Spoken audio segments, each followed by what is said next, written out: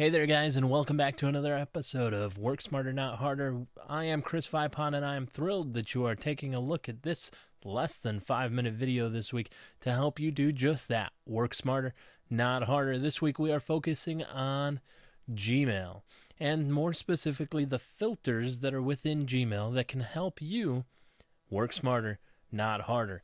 This week, I'm going to show you an example actually from a new email account. So you get kind of a bonus tip in this one. I'm not going to show you using my primary work email address or my primary personal email address. I have an additional email address set up. It's a Google email account. And this is kind of honestly, it's like a promotion or a junk email account. But it's that junk email account that I actually like to have available because Old Navy and Bye Bye Baby and Dave & Buster's and Dairy Queen and Maggiano's and all of those places send emails all the time with some actually very good, valuable coupons and resources in them, or talking about sales, whatever it is. And to have those emails coming in is still important to me. But I don't want to have to spend time and see them all on my phone as a little red number keeps piling up with that many unread email addresses. So what we're going to take a look at is actually this idea that I'm in my inbox and I can filter these emails. And if you take a look here in this inbox, you see a Maggiano's one pulled up on the right hand side, but actually the rest of these, Einstein's, Old Navy, Gap, all of these have been marked as red, and I have not done a single thing to them. There are others that I need to create a filter for, Bye Bye Baby being an example, that I can create a filter for so that as soon as it comes into the inbox, it automatically gets marked as red, and maybe it even goes into a folder or a file over on the left-hand side, so I know that anytime I need to search for a specific Cookies by Design email or a Jets Pizza email, that's where it's going to be. So let's take a look at this. So let's do Bye Bye Baby. So I'm going to click on that email. Then I'm going to come up to the three dots, and I'm going to go to Filter Messages Like These. So anytime a message like this comes in, I am going to tell it to create a filter. That filter is going to tell it to be marked as red, and then I can apply a certain label to it. So I'm going to mark or apply a label that is Bye Bye Baby.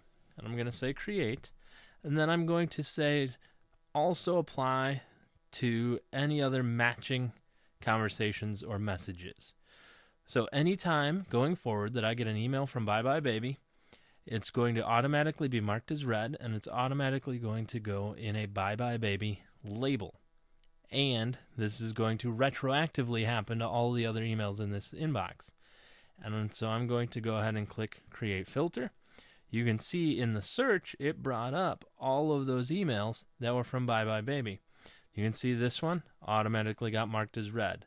Hey, here's another example. Bye Bye Baby email. You can see the Bye Bye Baby label that got applied to it, and it got marked as red, and I didn't have to do anything else to it. We can do that same thing for any of these other emails. So maybe Nothing Bundt Cakes, three dots. Filter messages like these. Create filter. Mark as red. And I could do anything else with these that I want to. So if you take a look at these other options, I could tell it to archive it automatically, not even go to the inbox. Apply a label. This label I'm just going to call food. We're going to create. Also apply to other matching conversations. Then I'm going to click Create Filter. What this does is it saves me any hassles on my phone of going through and marking emails as red, or here on the computer and marking emails as red.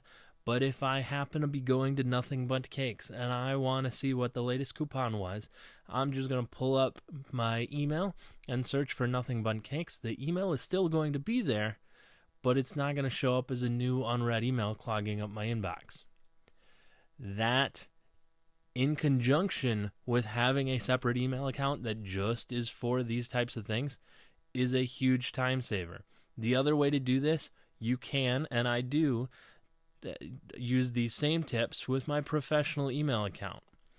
And so you can do that with your professional email account, with your district email account, for any of the professional or education groups that you might be connected with.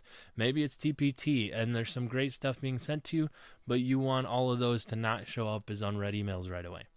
The options are endless when it comes to those filters, and they will ultimately help you save time and therefore help you work smarter, not harder.